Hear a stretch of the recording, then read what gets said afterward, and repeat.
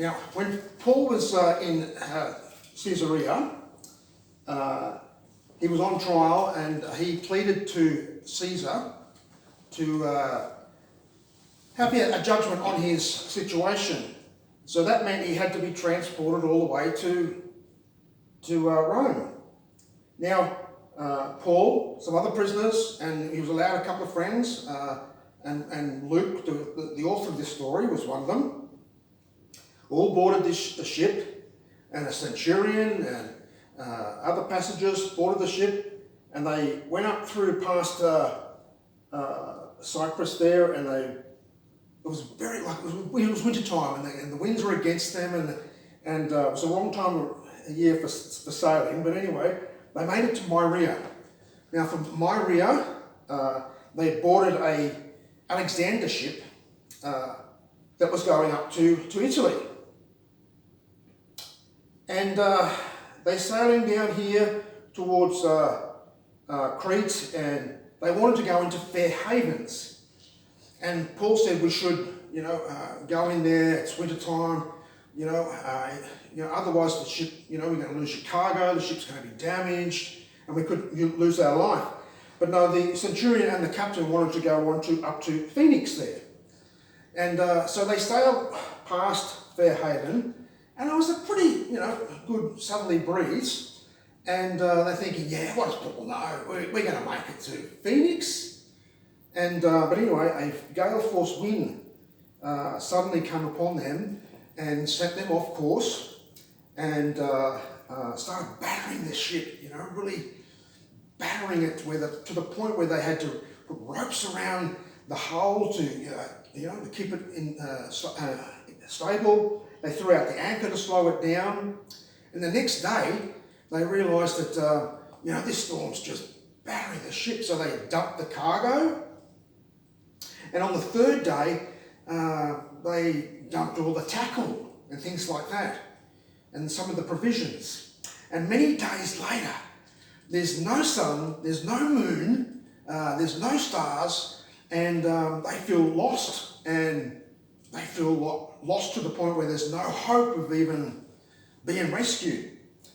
Now, they'd gone a long time without any food, and Paul encouraged them. He said, look, take courage. We're going to make this. We're going to get through without a scratch. Because last night, an angel of the Lord stood before me and told me that, he said, Paul, be courageous,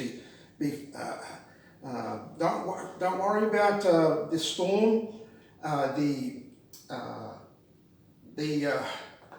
worry about this storm, and we're all going to make it, and there's and I believe that what God said would happen, that we're all going to make it. As long as we stay on the ship, we're going to come out without a scratch, but the ship is probably going to be destroyed. So on the 14th night, normally this would only take one day, but 14 nights on the Mediterranean Sea, on the open Mediterranean Sea, some of the sailors sense that they're coming to land ahoy. So they sent out soundings. One came back 36 metres. A bit later, they put another sounding out, and it came back 27 metres. And they wanted to get into the boat, they get into the life rafts and escape. But Paul said, no, they must stay on the ship to survive. So the centurion cut the life ropes and let them off adrift. So these guys started praying for daylight. Now, just before daylight, Paul said, for 14 days, we've gone without any food. And you're going to need some breakfast, because we need a bit of energy for the next push, just this last push. We're all going to survive. So he took bread, broke it, gave thanks to God, and all 276 passengers on board had some breakfast.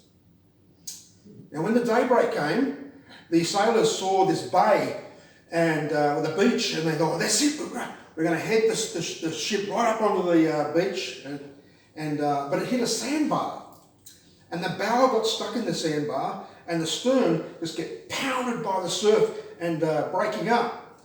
And the sailors wanted to kill all the prisoners to stop them from escaping.